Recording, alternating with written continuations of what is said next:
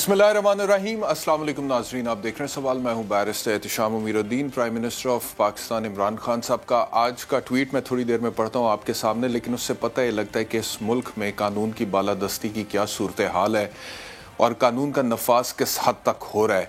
Prime minister صاحب یہ فرماتے ہیں, like protests over electronic voting machines when we begin cadastral mapping of Pakistan to digitalize land records, there was massive resistance. یعنی کہ یہ land records جتنے بھی ان کو ڈیجیٹلائز یا کمپیوٹرائز کرنے کی جب ہم نے کوشش کی ہے تو بڑی مخالفت کا سامنا ہمیں کرنا پڑا ہے. Results of Phase 1 Survey of State Lands show why the resistance. اور جب یہ ریزلٹس آپ جو انہوں نے نیچے شیئر کیا ہیں اس سے ہمیں پتہ لگتا ہے کہ ریزسٹنس ہوئی کیوں. اور نیچے کیا ہے جی, نیشنل ہائی ویز لینڈ تقریباً ویلیو جو ہے وہ ₹52 بلین یعنی کہ 52 ارب روپے کی جو زمین ہے وہ کہتے ہیں جی اس کے اوپر قبضہ ہوا, ناجائز قبضے اس کے اوپر ہو. پھر ایویکیو ٹرسٹ پراپرٹی لینڈ 117 ارب انکروچمنٹ ہوئی ہے. Value of land encroached in 3 major cities Karachi, Lahore, Islamabad 2639 ارب روپے کی جو زمین ہے اس کے اوپر قبضہ ہوا ہے 3 شہروں میں. اس کی مالیت یہ 2639 ارب ہے. پھر total value of encroach land all state land all 3 major cities 5595 ارب, یعنی کہ یہ ریاست کی زمین پر قبضہ ہوا ہے, یہ حکومت کی زمین پر قبضہ ہوا ہے. یہ کسی عام پرائیویٹ بندے کی, چھوڑ دیں اب ٹویٹ کو, میرے پاس آ جائیں پروڈیوسر صاحب, یہ کسی عام بندے کی پرائیویٹ زمین پر قبضہ نہیں ہوا. یہ بشیر کی, مجید کی, نذیر کی زمین پر قبضہ نہیں ہوا. یہ بیرسٹر احتشام کی زمین پر قبضہ نہیں ہوا. یہ میرے جو کیمرامین سامنے کھڑے ہیں ان کی زمین پر قبضہ نہیں ہوا. یہ پرائم منسٹر صاحب کے بہنوئی کی زمین پر قبضہ نہیں ہوا. یہ کسی ایک فرد واحد کی جس کی زمین پر اگر قبضہ ہو جائے ریاست کی ذمہ داری ہے کہ اس نے اس قبضے کو واگزار کرا کے مظلوم کو اس کا حق دینا ہے. یہ اس فرد واحد کی زمین پر قبضہ نہیں ہوا. یہ وہ ریاست جس کو ہم مانتے ہیں, جس کے سامنے سرنڈر کرتے ہیں, جس کے سامنے باؤ کرتے ہیں, جس کی ہم بالادستی کو تسلیم کرتے ہیں, جس کے ساتھ ہم ایک سوشل کانٹریکٹ کرتے ہیں through the constitution of this country کہ ہم آپ کی رٹ کو مانیں گے اور آپ ہمیں ہمارے حقوق دیں گے. یہ وہ ریاست جس نے ہمیں ہمارے حقوق دینا ہے, یہ اس کی زمین پر قبضہ ہوا ہے جو وزیر اعظم صاحب نے لکھا. 5595 ارب روپے کی زمین پر, ریاست کی زمین پر قبضہ ہوا ہے اور لوکل مافیاز نے, لینڈ گریبرز نے قبضہ کیا ہوا ہے. اگر یہ قبضہ نہیں چھوڑ سکتا تو میں کل اسی پروگرام میں بات کر رہا تھا کہ یہ سی سی پی لاہور کے آفس میں اینٹی قبضہ مافیا سیل ایک بنا ہوا ہے, اس کے اندر کوئی بندہ ابھی اپلیکیشن دیتا ہے. ویسے تو بہت سارے پرائم منسٹر صاحب اس چیز کا کریڈٹ لیتے ہیں کہ ہم نے قبضہ واگزار کرائے ہیں ناجائز, لیکن وہ جنہوں نے کیے ہوئے تھے ان کا تعلق پاکستان مسلم لیگ نواز سے یا کسی اور پولیٹیکل پارٹی سے تھا. اگر کوئی لوکل قبضہ مافیا اور اس نے کسی غریب کا حق مار لیا ہے اور ہڑپ کر لیا ہے, اس کی باری آتے ہوئے 6-8 مہینے لگ جاتے ہیں. اور یہ بھی میں بتاتا چلوں کہ کم از کم لاہور کی حد تک, کیونکہ I'm living in Lahore right now, Lahore کی حد تک اینٹی قبضہ مافیا سیل جو کہ سی سی پی لاہور کے آفس میں بنا تھا, کسی غریب کی زمین پر قبضہ ہو جائے, وہ تقریباً غیر فعال ہو چکا ہے نئے سی سی پی لاہور کے آنے کے بعد. اب آپ جائیں, انصاف لیں جا کے عدالتوں سے, تھانوں سے, پٹوار خانوں سے اپنے پیپرز لے جائیں. اور پھر مثالیں دی جاتی ہیں اس طرح کے کیسز میں خاص طور پہ کہ دادا کیس کرتا ہے اور پوتے کو جا کے پھر اس کی ڈگری ملتی, اور ایک دفعہ ڈگری مل جائے then you know how much of a problem is the execution of a decree. I have the judgment of court of law کی ججمنٹ میرے پاس ہے جو مجھے کہتی ہے کہ یہ میرا حق ہے. اسے امپلیمنٹ کرانا کتنا بڑا مسئلہ اس ملک میں, اس کو ایگزیکیوٹ کرانا کہ اس کے لیے پولیس کی ٹانگیں کانپتی ہیں. میں نے دیکھا اپنی ان گنہگار آنکھوں سے, میں نے خود دیکھا ہے لوکل قبضہ مافیا جو ہے اس سے پولیس کی ٹانگیں کانپتی ہیں, پٹوار خانے کے میں کام کرنے والے ملازمین کی ٹانگیں کانپتی ہیں. وہ کہتے ہیں کیسے جائیں جی, اتنے تو بندوقاں لے بیٹھے ہوئے نے, ادھر تو یہ ہو سکتا ہے وہ ہو سکتا ہے. تو یہ کیا ہے, واٹ از دس؟ یہ ملک ہے, ملک ایسے چلتے ہیں. اٹ از ہائی ٹائم کہ ان چیزوں کو ختم کیا ہے. دیکھیں برطانیہ میں سیولائزڈ ہم ملکوں کی بات کرتے ہیں, سارا لینڈ سسٹم جو ہے وہ ڈیجیٹلائز کب کا ہو چکا, وہ رجسٹرڈ لینڈ اس کو بولتے ہیں, وہ کب کا ہو چکا. کلیئر ہے کہ اس کی زمین ہے کمپیوٹر میں ڈل جاتا ہے, کسی کا سٹے ہے کمپیوٹر میں ڈل جاتا ہے. یہاں پہ تو پٹواری کے پاس آپ جائیں, وہ فرد نکالنے کے آپ سے پیسے لیتا ہے, زمین آپ کی, آپ کا حق ہے, وہ کہتے ہیں اتنے پیسے دو گے تو فرد نکال کے دیں گے. اس کے بعد پھر کوئی شاملاٹ ہے یا پھر کوئی ایسی زمین ہے جس میں باقی بھی اونرز آ جاتے ہیں, بہت رولے ہیں, اور ایسے وہ رولوں میں ڈالتے ہیں لوگوں کو کہ لوگ بیچارے رل جاتے ہیں. یہ چیزیں بہتر کرنا بہت ضروری ہے. اس کے ایک تو اس کے حوالے سے بات کریں گے, دوسرا سموگ. اب لاہور, ویسے تو ہم چلو ایجوکیشن کو, ہیلتھ کو, جسٹس کو روتے ہیں یہاں پہ بیٹھ کے, مہنگائی کو روتے ہیں یہاں پہ بیٹھ کے. جو قدرت نے ہمیں دیا ہے آکسیجن کہ ہم سانس لیں, ہمارے بچے سانس لیں, اس ظالموں اس کو بھی خراب کرنا شروع کر دیا. کدھر ہے ایڈمنسٹریشن, کدھر ہے مینجمنٹ؟ لاہور کا نام آ رہا ہے دنیا کے 10 ان شہروں میں جہاں پہ سموگ سب سے زیادہ ہے. کراچی کا نام بھی آ رہا ہے اس لسٹ میں. آج کا جو ایئر کوالٹی انڈیکس ہے وہ 171 ہے تقریباً. ایک دن پہلے 350 کے قریب تھا, اس سے ایک دن پہلے بھی 350 کے قریب تھا.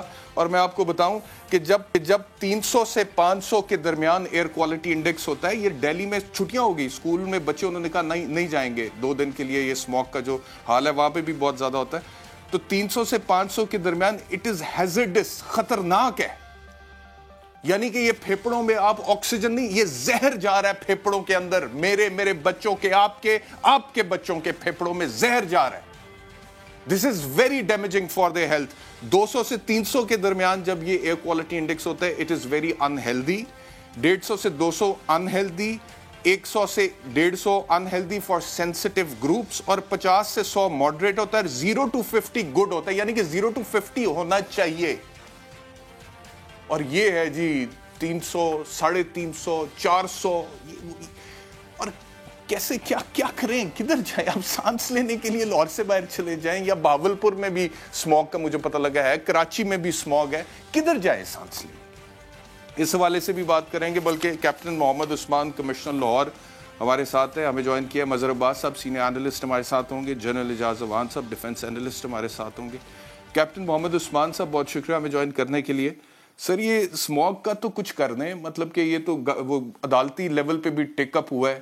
عدالتوں نے پہلے کہا ہے جی دفاتر میں 50% اٹینڈنس ہونی چاہیے, باقیوں کو چھٹیاں دے دیں, وہ امپلیمنٹ ہو نہیں سکا. کیسے کنٹرول ہوگی smog? This is our fundamental right. We want to breathe and we want to breathe in good fresh air oxygen. Sir can the government provide that to us? جی بہت شکریہ, تھینک یو ویری مچ. آپ نے بہت appropriate طریقے سے اس subject کو پک کیا ہے, آج کے پروگرام میں ہائی لائٹ کیا ہے, اور بالکل ساری کی ساری باتیں آپ نے بالکل درست بھی کی ہیں. میں آپ کو چاہوں گا کہ اگلے چند منٹوں کے اندر میں تھوڑا سا آپ کو یہ بتاؤں کہ اس وقت جو سموگ کا پرسپیکٹو اس وقت بنا ہوا ہے اس میں ہم کیا کر سکتے ہیں اور کیا کر رہے ہیں. آبویسلی روم فار امپروومنٹ ہے, وہ آپ سے بھی سنیں گے, اپنی طرف سے بھی کوشش کرتے ہیں.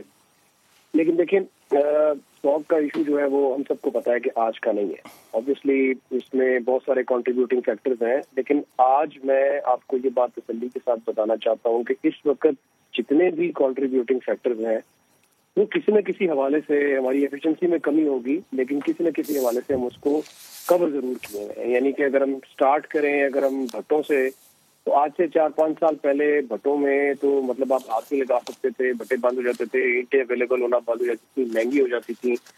بھٹوں میں اب زگزیگ ٹیکنالوجی لگ چکی ہوئی ہے, تمام پنجاب کے بھٹوں میں یہ ٹیکنالوجی لگ چکی ہوئی ہے. اب صرف بات یہ ہے کہ ہم اس کو کتنی فریکوینسی سے چیک کرتے ہیں کہ وہ چل رہی ہے کہ نہیں چل. یہ بات بالکل درست ہے, اس میں ہم نے ایک میکینزم, لیکن سموگ میں تو کمی نہیں آئی ہے. اس کے باوجود سموگ میں تو کیپٹن صاحب میں آتا ہوں میں ساری ایک دفعہ پہلے آپ کو پورا کا پورا پرسپیکٹو آپ کے سامنے رکھتا ہوں, پھر اس کے بعد سموگ پر بھی کرتے ہیں بات. دیکھیں سب سے پہلے تو ہمیں یہ فینومینا تو اب سب کو پتا ہے نا, اب تو بچے کو پتا ہے, اتنے عرصے سے یہ ہمارے پاس فوگ اور سموگ چل رہی ہے کہ سب کو پتا ہے کہ یہ اس سیزن میں خاص طور پہ کیوں ہوتی ہے. اور ابھی جو سب سے برا سیزن ہے وہ تو آنا ہے, جب ٹیمپریچر انورژن ہوگی, جب یہ ٹریپ ہو جائیں گے ہم, ہماری جو ہاٹ ایئر ہے کولڈ ایئر کے اندر, اور پھر جب ساری برننگ ادھر ہی رہ جانی ہے. ابھی تو ہوا چلتی ہے تو تھوڑا سا کم ہو جاتا ہے, پھر کسی دن زیادہ ہو جاتا ہے, لیکن جو ابھی اصل ٹائم ہے وہ تو آنا ہے. اس سے پہلے یہ تمام میئرز جو ہیں یہ ایکوریٹلی لینے کی ضرورت ہے. تو بھٹوں کی بات کریں تو بھٹوں میں اب اس وقت زگزیگ لگ چکا ہوا ہے, اس کو ہم چیک کر رہے ہیں بڑی فریکوینسی کے ساتھ. ہمارے پاس اس میں ایسے ٹھیک ہے جی بھٹو کے بعد اگلی بات پلیز بتائیے کیونکہ میرے پاس وقت کی تھوڑی قلت ہے. میں آپ سے ریکویسٹ کروں گا مجھے اصل میں آپ بات کرتے ہیں نا تو مجھے آواز نہیں آتی اس لیے وہ بیچ میں ڈسٹرپشن ہو جاتی ہے. میں کوئکلی ختم کرتا ہوں. یہ 3-4 چیزیں ہیں صرف جو بتانے والی. ایک تو بھٹے ہیں جس میں نے آپ کو بتایا کہ مشینری ٹیکنالوجی انسٹال ہوگی. دوسرا جتنی بھی فیکٹریاں ہیں اس وقت تمام فیکٹریوں میں اسکربرز لگے. یس ہم نے بالکل آبزرو کیا کہ جب ہم گئے تو وہ اسکربرز بند تھے, استعمال نہیں کر رہے تھے بیکاز ان کی مینٹیننس کاسٹ ہے. لیکن اب ہم نے لاہور میں ایک ایسا میکینزم بنایا ہے کہ ہم 7-8 دن کے اندر جتنی بھی ایسی انڈسٹری ہے جو کمبشن کرتی ہے یا کسی بھی حوالے سے ایمیشن کرتی ہے یا ہماری انوائرمنٹ میں ایمیشن میں کنٹریبیوٹ کرتی ہے, ہم اس کو فریکوینٹلی چیک کر رہے ہیں. 7 دن کی وقفے کے اندر ایک سرپرائز وزٹ ہوتا ہے جس میں ایک کمپوزٹ ٹیم ہے 4-5 لوگوں کی جو جاتی ہے اور اس کی پروگرس میں آپ کو بتا دوں گا کہ پچھلے تقریباً تو مائی کوشچن از کمشنر صاحب میرا سوال یہ ہے نا جی کہ اگر آپ سب کچھ کر رہے ہیں جس طرح سے آپ نے بتایا کہ بھٹوں کے حوالے سے بھی یہ ہو گیا, فیکٹریز کے حوالے سے بھی ہو گیا, تو پھر اسموگ ہے کیوں؟ یہ کہاں سے آ رہی ہے اسموگ؟ پھر کیوں نہیں کنٹرول؟ اس پر بھی بات کرتے ہیں. دیکھیں اس وقت میں پھر پہلے اگر آپ مجھے اجازت دیں گے میں صرف 2 سے 3 منٹ میں یہ مکمل کر لوں گا. اس کے بعد پھر ہم اس پہ بات کریں گے کہ مزید اس کو کیسے ہم نے امپروو کرنا ہے. دیکھیں فیکٹریوں کی میں نے آپ کو بات بتائی. اس کے بعد جو اس سیزن میں جو سب سے بڑا کنٹریبیوٹنگ فیکٹر ہوتا ہے وہ اسٹبل برننگ. آج پورے پنجاب میں سب سے زیادہ ایکشن جو ہیں وہ اسٹبل برننگ پہ ہوئے ہیں. ہم نے ایگریکلچر ڈپارٹمنٹ نے ہارویسٹر بھی جو ہے وہ بھی لے کے کسانوں کو 80% سبسڈی پہ پرووائڈ کیے ہیں تاکہ وہ اپنی زمینوں کو آگ لگانے کی بجائے اس ہارویسٹر سے تیار کر لیں. اس پہ ایف آئی آرز ہو رہی ہیں جب زمینوں کو آگ لگاتے ہیں؟ اس پہ ایف آئی آرز ہو رہی ہیں جی؟ ایف آئی آر 50,000 روپے کا جرمانہ, یہ تمام چیزیں ہو رہی ہیں. اور ہم نہ صرف ان کو مانیٹر کر رہے ہیں بلکہ جہاں جہاں بھی ہم گوگل امیجری لے کے جہاں بھی یہ ہیٹ انسیڈنٹ رپورٹ ہوتا ہے وہاں پر ہم اس انسیڈنٹ کے اگینسٹ جو ہے وہ ایکشن چیک کرتے ہیں کہ ایک پرٹیکولر انسیڈنٹ کے اوپر ایکشن لیا گیا ہے یا نہیں لیا گیا. 50,000 تو بھٹے بھی آپ نے کنٹرول کر لیے, فیکٹریز بھی آپ نے کنٹرول کر لی کمشنر صاحب, اور زمینوں پہ جہاں پہ فصلوں پہ آگ لگاتے ہیں آپ کہہ رہے ہیں کہ اس کو بھی مانیٹر کر رہے ہیں لیٹسٹ ٹیکنالوجی کے ساتھ. تو پھر اسموگ ہے کیوں؟ یہ کہاں سے آ رہی ہے؟ کیوں نہیں کنٹرول ہو رہی؟ ایئر کوالٹی انڈیکس اتنا برا کیوں ہے ہماری انوائرمنٹ کے اندر؟ اب آپ کو آواز آ رہی ہے میری؟ جی آ رہی ہے. جی میں نے کہا جو سب سے بڑا جو کنٹریبیوٹر ہے اے کیو آئی کو خراب کرنے میں وہ ہماری ویہیکولر ایمیشن ہے. اس کے حوالے سے 2 ایشوز ہیں. ایک ہمارا فیول کوالٹی کا ایشو ہے اور دوسرا ہماری انجن کی جو کنڈیشن ہے اس کا ایشو ہے. تو اگر ہم دیکھیں تو جو انجن کی کنڈیشن ہے اس کے حوالے سے obviously بہت زیادہ ہم کنٹرول ایکسرسائز نہیں کر رہے. لیکن اس وقت لاہور کے اندر جو فیول سپلائی ہو رہا ہے وہ آئل مینجمنٹ کمپنیز کے ساتھ مل کے ہم نے انشور کیا ہے کہ پچھلے 4 دنوں میں صحیح ہے. لاہور میں صرف اور کیپٹن صاحب میرے پاس وقت کی قلت ہے, آئی ایم سوری, اس سے آگے ہم نہیں جا پائیں گے اس انٹرویو میں. لیکن آئی ریئلی ہوپ کچھ آپ کہہ رہے ہیں ایکچولی میں اس طرح امپلیمنٹ ہو جائے, اسموگ کا ایشو کنٹرول ہو جائے. اگر یہ سب کچھ گورنمنٹ کر چکی ہے یا کر رہی ہے تو اس کے باوجود اسموگ ہو کیوں رہی ہے؟ یہ بھی ایک بہت بڑا سوال ہے. جنرل اعجاز احمد صاحب ہمارے ساتھ ہوں گے بریک کے بعد, مظہر عباس صاحب ہمارے ساتھ ہوں گے, فواد چوہی صاحب ہمارے ساتھ ہوں گے آفٹر دی بریک.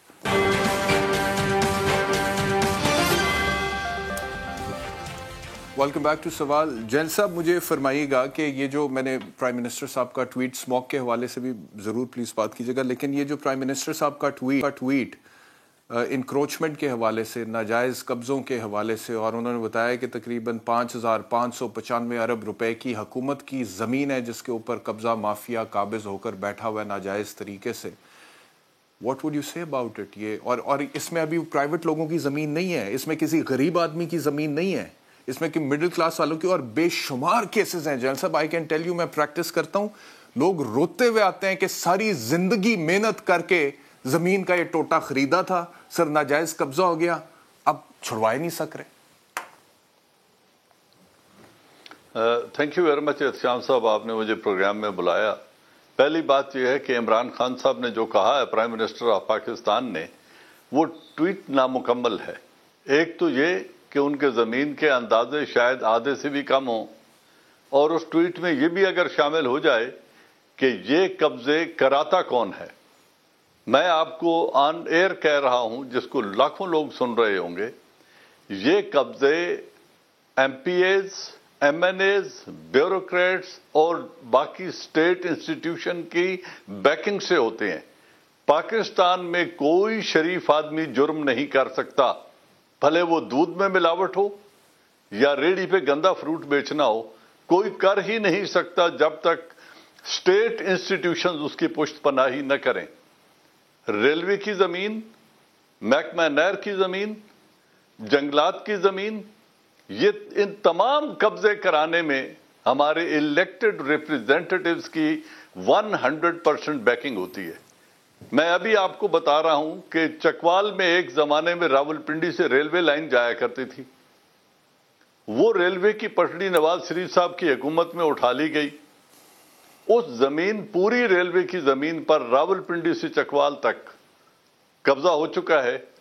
क्या रेलवे महकमा सोया हुआ है? क्या चकवाल के एमएनएज और एमपीओज को उसका इल्म नहीं है? क्या वहां पे डिप्टी कमिश्नर और कमिश्नर नहीं होते हैं? ये सब हैं, सब अपनी आंखों से देखते हैं और खामोश रहते हैं। कोई भी मुल्क, मैं आपको ये दावे से कह सकता हूं, कोई शख्स स्टेट से ज्यादा ताकतवर नहीं होता। कोई माफिया स्टेट से ज्यादा ताकतवर नहीं है। लेकिन जब स्टेट इन जुराइम की पुष्ट पनाही शुरू कर दे, किस तरीके से ये कब्जे कराए जाते हैं, ये एक साइंस है पूरी। और इसमें वो इतनी महारत हासिल कर चुके हैं कि उसके लिए बड़ा एक इनकलाबी कदम उठाना पड़ेगा।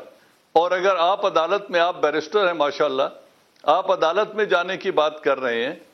अदालतों में मेरे गांव की एक जमीन पे कब्जा एक बासर शख्स काबिज है, वो स्टेट लैंड है। उसको 2.5 साल से चकवाल की एंटी करप्शन कोर्ट और रावलपिंडी की एंटी करप्शन कोर्ट के सामने एतराफ करने के बावजूद कि हमने रिकॉर्ड में रद्दोबदल की है, आज तक 2.5 साल से स्टेट उस कब्जे को नहीं छुड़वा सकी, उनसे कब्जा खाली नहीं करवा सकी। और इन्हीं स्टेट की अदालतों में वो एक से निकलते हैं, दूसरी में, दूसरी से निकलते हैं, तीसरी में चली जाते हैं। और डीजी एंटी करप्शन पंजाब उन तक रसाई करके, चकवाल के एंटी करप्शन डिपार्टमेंट से रसाई करके, और अब वो मुकदमा रावलपिंडी की एंटी करप्शन कोर्ट में 2.5 साल से चल रहा है। स्टेट की सही है। जैन साहब इजाजत दीजिएगा, जमीन पे काबिज जी। मैं समझ गया, बिल्कुल बिल्कुल ऐसी है जी, अनफॉर्चुनेटली ऐसी है। फवाद चौधरी साहब वफाकी वजीर इत्तलात ने हमें ज्वाइन किया। चॉइस साहब बहुत शुक्रिया हमें ज्वाइन करने के लिए। आपका ट्वीट है मेरे सामने। आज आसमा जहांगीर कॉन्फ्रेंस में आपको मदऊ किया गया था, लेकिन आपने कहा कि मुझे बताया गया है कि कॉन्फ्रेंस का इख्तिताम एक मफरूर मुल्ज़िम की तकरीर से होगा। ज़ाहिर है ये मुल्क और आइन का मजाक उड़ाने के मुतरादिफ है। मैंने कॉन्फ्रेंस में शिरकत से माजरत कर ली है। तो यही बस वजह थी कॉन्फ्रेंस में शिरकत ना करने की, फवाद चौधरी साहब? जी जाहिर है, मेरे ख्याल में तो ये बड़ी वैलिड वजह है कॉन्फ्रेंस में शिरकत ना।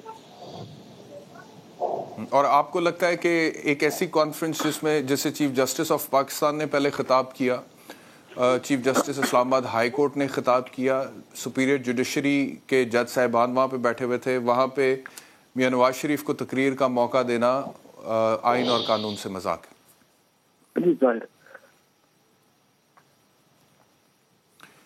तो ये बताइएगा कि ये हुकूमत के हवाले से हम सुन रहे हैं कि अब हुकूमत मियां नवाज शरीफ साहब को वापस लाने के हवाले से कुछ मराहिल तय कर रही है और बरतानिया के साथ मुआहदा करने की कोशिश कर रही है। तो ये कोई वापसी हो जाएगी मियां नवाज शरीफ की, बरतानवी हुकूमत के साथ कोई मुआहदा हो जाएगा?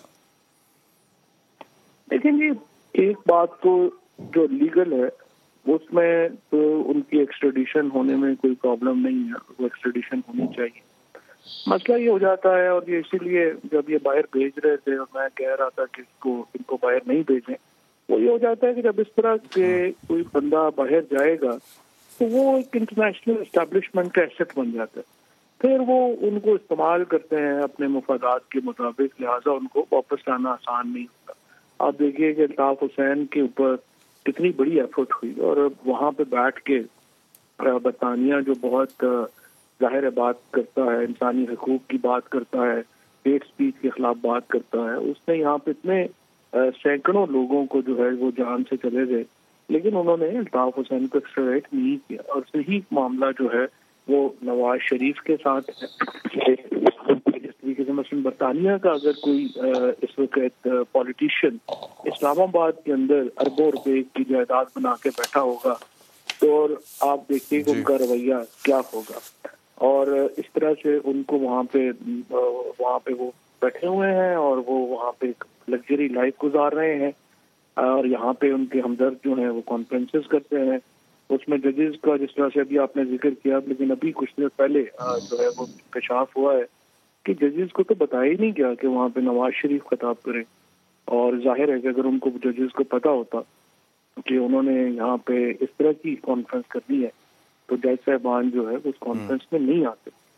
لیکن ایک یہ تو دھوکہ دہی پہ مبنی ایک پوری ایکسرسائز ہے. اور یہ انفارچونیٹلی نواز شریف اتنا طویل عرصہ حکومت میں رہے ہیں کہ ہر جگہ کے اوپر ان کے پروردہ ہیں، چاہے وہ صحافت ہو، چاہے وہ آپ کے وکالت ہو، چاہے وہ عدالتوں کے اندر ہو.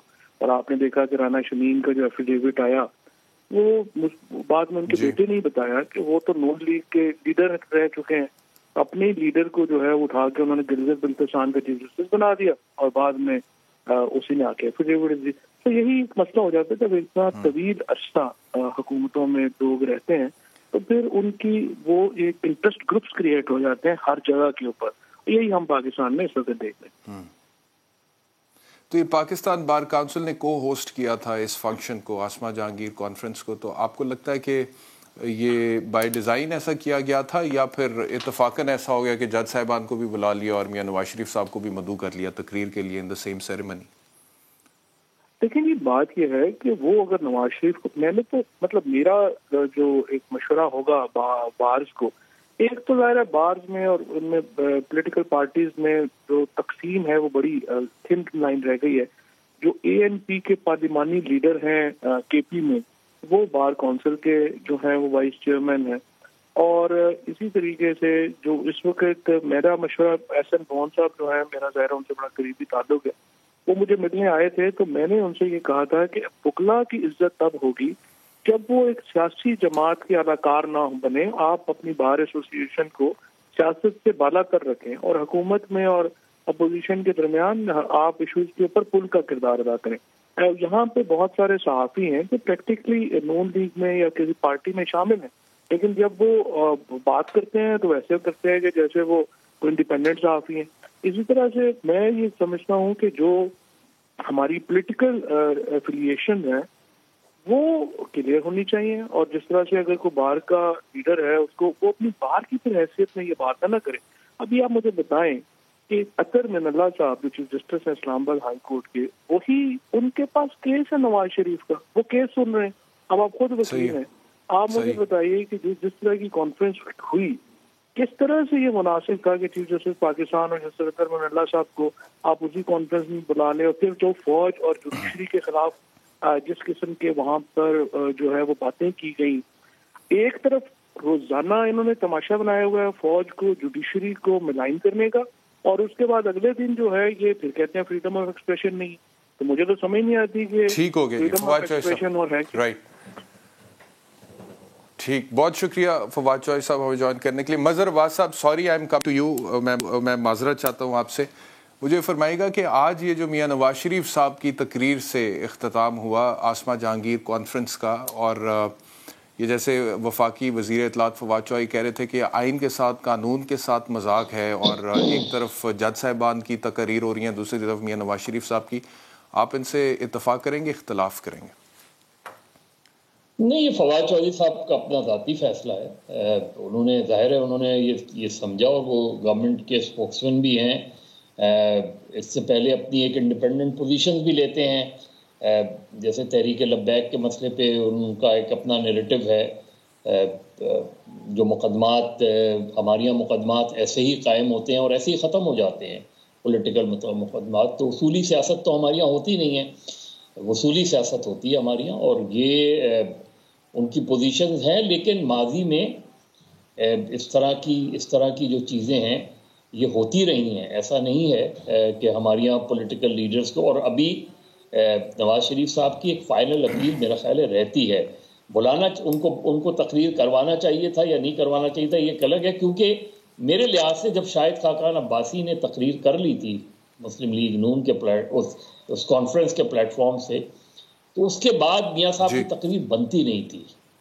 کیونکہ آپ کسی بھی پولیٹیکل جنرلی کانفرنس میں، مجھے نہیں پتا آسما جہانگیر کانفرنس میں کے آرگنائزرز کا کیا وہ تھا، لیکن جنرلی کانفرنس کے اندر آپ کسی بھی پارٹی کے ایک لیڈر کو بلاتے ہیں، جو پرومیننٹ لیڈر ہوتا ہے اس کو بلاتے ہیں نارملی. ہو سکتا ہے کہ غلط ہوں، لیکن کیونکہ وہ بنتی نہیں ہے. اگر آپ نے ایک سینٹرل لیڈر کو بلا لیا ایک پارٹی کے، تو یہ نہیں ہوتا کہ اسی کے اندر آپ کسی ایک دوسرے سینٹرل لیڈر کو، یا تو صرف نواز شریف کو. لیکن یہ ان آرگنائزرس کا کام تھا. ٹھیک ہے فواد چودھری صاحب نہیں گئے، ججز بھی نہیں جاتے اگر وہ آتا، لیکن یہ ان کا رائٹ بنتا ہے کہ وہ انہوں نے ان سے تقریر کروا لی نہیں کروا لی. لیکن آرگنائزیشنلی اگر آپ دیکھیں تو میرے خیال میں اگر شاہد خاقان نے تقریر کر لی تھی تو پھر نواز شریف کی تقریر نہیں بنتی تھی، یا نواز شریف صاحب سے اگر تقریر کروانی تھی تو میرا خیال ہے شاہد خاقان کی تقریر نہیں بنتی تھی.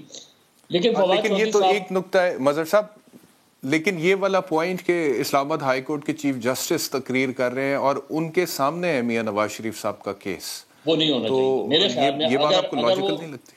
ہاں نہیں، اگر وہ اس سیشن میں موجود تھے. دیکھیے کئی سیشنز ہوئے ہوں گے نا، ضروری نہیں ہے کہ اسی سیشن میں نواز شریف صاحب نے تقریر کی ہو، مجھے نہیں پتا. لیکن اگر اسی سیشن میں نواز شریف نے تقریر کی ہے جس سیشن میں اطہر من اللہ صاحب موجود تھے، تو بالکل بھی نہیں ہونا چاہیے تھا انہیں، اور ان کے علم میں اگر یہ بات تھی تو انہیں چلا جانا چاہیے تھا وہاں. لیکن اگر فرض کریں مارننگ سیشن میں انہوں نے خطاب کیا ہے اور میاں صاحب کا خطاب ایوننگ سیشن میں، تو پھر بات نہیں ہے، کیونکہ سیشنز الگ الگ ہیں. یہی چیز تھی، اس الگ الگ سیشنز میں تھے. بہت سے لوگ ایسے آتے ہیں جن سے آپ ڈس ایگری کرتے ہیں، شدید اختلافات کرتے ہیں، لیکن وہ آتے ہیں اس میں تقریر کرتے ہیں چلے جاتے ہیں. لیکن ججز کا تھوڑا سا معاملہ دوسرا ہو جاتا ہے، خاص طور پہ سرونگ ججز کا. تو اگر وہ اس سیشن میں تھے جس سیشن میں نواز شریف صاحب نے تقریر کی، پھر نہیں ہونا چاہیے تھا. لیکن اگر وہ کسی اور سیشن سے ایڈریس کر کے گئے تو اس میں کوئی حرج نہیں ہے میرے لحاظ سے. ٹھیک ہے جی، ایک بریک لیتے ہیں، بریک کے بعد واپس.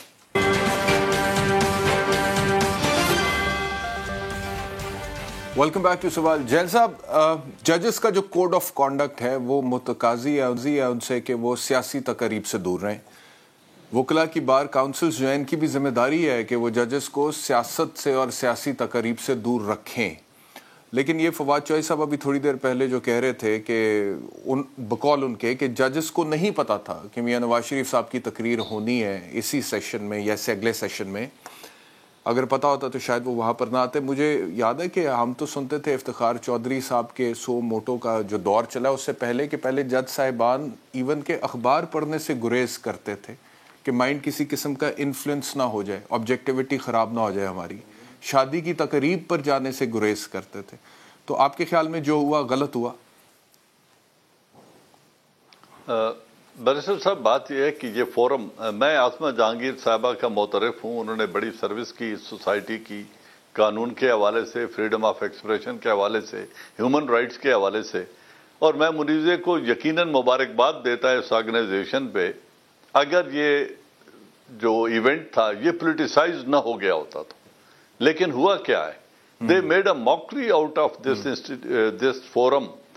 اس سے مجرم، ملزم، مفرور، منصف، حکومت، اپوزیشن، ہر بندہ اس پہ کھڑے ہو کے خطاب کر رہا ہے اور ایک دوسرے کو ملائن کر رہے ہیں. چیف جسٹس آف پاکستان صاحب نے کہا کہ ہم میرٹ پر فیصلے کرتے ہیں، ہم کسی دباؤ کو تسلیم نہیں کرتے. بتائیں کون سا فیصلہ ہے جو ہم نے غلط کیا ہے؟ ہم میرٹ پر فیصلے کرتے ہیں. اور ایک سابقہ وزیر اعظم آ کے فرما رہا ہے اس ملک میں قانون کی دھجیاں بکھیری جا رہی ہیں، اس ملک میں سلیکٹو اپلیکیشن آف لا ہے. پارلیمنٹیرینز گلہ کر رہے ہیں کہ ملک میں قانون کی عملداری نہیں ہے، ملک میں قانون سازی نہیں ہے. نیب کا ادارہ پولیٹیسائزڈ ہے. بنایا کس نے ہے؟ پارلیمنٹیرینز نہیں بنایا نا. چیئرمین کو بنایا کس نے ہے؟ انہی پولیٹیشین نے بنایا. ان کی مدت کا تعین کس نے کیا ہے؟ انہوں نے کیا ہے. مشرف نے یہ ادارہ بنایا تو کیا 14 سالوں میں اس میں ترمیم نہیں ہو سکتی تھی؟ یہ ڈیوائن ادارہ تھا، اس کے قوانین بدلے نہیں جا سکتے تھے، اس کی اصلاح نہیں کی جا سکتی تھی، یا اس کو سرے سے اگر 18th امینڈمنٹ آ سکتی ہے تو اس کو سرے سے ختم نہیں کیا جا سکتا تھا؟ سب نے ایک دوسرے کے خلاف استعمال کرنے کی جسارت کی. اسی طریقے سے بات ہو رہی ہے کہ فریڈم آف ایکسپریشن نہیں ہے. میرے خیال میں پاکستان میں کوئی ادارہ اور کوئی سربراہ ایسا نہیں رہ گیا جس کی پگڑی سر عام نہ اچھالی گئی ہو. پرائم منسٹر ہوں، जुडिशरी हो, पुलिस हो, फौज हो, इंटेलिजेंस हो, किसके अदारे पे सरेआम जलसों में कीचड़ नहीं उछाला गया? क्या होती है फ्रीडम ऑफ एक्सप्रेशन इसके अलावा? इंतहाई घटिया जबान इस्तेमाल करके तनकीद की जाती है। फ्रीडम ऑफ एक्सप्रेशन के दावेदार और क्या चाहते हैं कि क्या होना चाहिए इस मुल्क में? तो I think this has been badly politicised, this event. They made a mockery out of it. बात ये नहीं है कि पहले किसने स्पीच की या किस सेशन में किसने स्पीच की, बात ये है उन स्पीचेस में कहा क्या गया। जो मुकन्नना है वो मैं ये मजहर अब्बास साहब को सुनवाता हूं जी कि शाहिद खाकान अब्बास साहब आप भी जिक्र है और आपने कहा कि यहाँ पर कहा क्या गया, तो शाहिद खाकान अब्बास साहब ने क्या कहा मजहर साहब को सुनवाइए, फिर उनका कमेंट लेते। Two basic questions remain. What is the purpose of accountability? And what has accountability delivered to the country? Who does NAB apply to? The politicians. So let me just place one simple fact before you. This is the 21st year of NAB. One politician of prominence has been convicted in NAB courts. That one person is Mohammad Nawaz Sharif. Let the NAB chairman come out and say how much money has recovered from politicians. I am all for accountability. If you want accountability, NAB is not accountability. NAB is whatever. It's political engineering. It is manipulating politics. It is punishing people without convicting them. Whatever you want to call it. मजहर अब्बास साहब, देखिए पहली तो ये कि एजाज ऐवान साहब हमें freedom of expression का lecture ना दें माजरत के साथ। इस मुल्क में फ्रीडम ऑफ एक्सप्रेशन के साथ क्या क्या कुछ नहीं हुआ, इस वक्त आपके प्रोग्राम में इतना टाइम नहीं है कि उसके ऊपर बात की जाए। दूसरा, डिसेंटिंग वॉइसेस, आप किसी कॉन्फ्रेंस में दो मुख्तलिफ आरा होती है ना, कोई उससे एग्री करता है, कोई नहीं करता। डिफरेंट स्कूल ऑफ थॉट्स के लोग जाते हैं उस कॉन्फ्रेंस में, बात करते हैं, शदीद इख्तलाफ भी होता है। यही तो वो बात है कि गुफ्तगू दलील से होती है। यहाँ अभी फवाद चौधरी साहब बात करके गए, बहुत उन्होंने बड़ी अपने तई उन्होंने बहुत बड़ी बात की कि नहीं मैं उस कॉन्फ्रेंस में नहीं जा सकता था, और ये उनका राइट था। मगर इस मुल्क के 80,000 लोगों को मारने वालों को आपने न सिर्फ उनसे मुज़ाकरात किए, उनसे मुआहदे किए, उनके लोग छोड़े हैं आपने उसमें, वहां तो वहां वो उसूल और वो सब कहीं चला जाता है कहीं भी। यहां आप एक पोजीशन इंतहा पसंदी के खिलाफ लेते हैं, दूसरी तरफ आप ही के एक पार्टी के जो लीडर हैं वो उधर ही पहुंच जाते हैं, और वो जो कल तक इंडियन एजेंट कहला रहे थे, आपने पंजाब गवर्नमेंट खुद उनके लिए जो है वो रिपोर्ट दे रही थी, आज वो सबके सब फ्री हैं उसमें। तो एक उसूल तो तय करें ना चीजों का, बिल्कुल अकाउंटेबिलिटी भी। इस मुल्क में 1950 से अकाउंटेबिलिटी के नाम पे सिर्फ विक्टिमाइजेशन हुई है। मिसालें दे सकता हूं, आप पढ़ लें, कुदरतुल्लाह शाह की किताब पढ़ लें, आप उसके बाद जो जनरल ज़ियाउल-हक के पीरियड के बाद का पीरियड पढ़ लें आप, कि पहले एहतसाब, फिर इंतखाब, फिर एहतसाब ब्यूरो नवाज शरीफ साहब ने, फिर उसके बाद नैब बनाएगी। मकसद क्या था?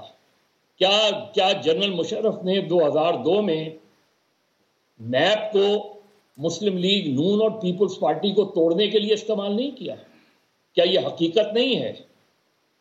क्या उससे पहले जो पॉलिटिशियंस आए उनको किसने इस्तेमाल किया, और उनके खिलाफ जब मुकदमात बनते थे, अगर वो आपकी हिमायत करने पर तैयार हो जाते थे तो वो मुकदमात फाइल हो जाते थे। अब चीफ जस्टिस, जाहिर है चीफ जस्टिस ऑफ पाकिस्तान का राइट है, वो ये कहते हैं कि मुझ पर कोई दबाव नहीं है, और मुझे कोई डाउट नहीं है उनके ये कहने पे। लेकिन फिर मेरे जहन में बहुत से सवालात भी आते हैं ना, कि पनामा के बाकी लोग किधर चले गए, और उसके बाद जो अभी चीजें आई हैं उनके मुकदमात का क्या बनता है? अचानक कोई मुकदमा एकदम लग जाता है और अचानक जो है वो महीनों गायब हो जाता है। तो बहुत से क्वेश्चंस आते हैं और बहुत से सवालात उठते हैं इन चीजों में। ये बात आपकी, और सिर्फ इफ्तिखार चौधरी साहब से पहले ही नहीं, लेकिन शुरू में ये 60s की बात है। 60s के बाद जजेस, 70s तक जजेस जो थे उनकी जिंदगी बहुत कन्फाइंड होती थी, वो सिर्फ जजमेंट से बोलते थे। लेकिन उसके बाद जजेस बोलने लगे, जजमेंट खामोश हो गए।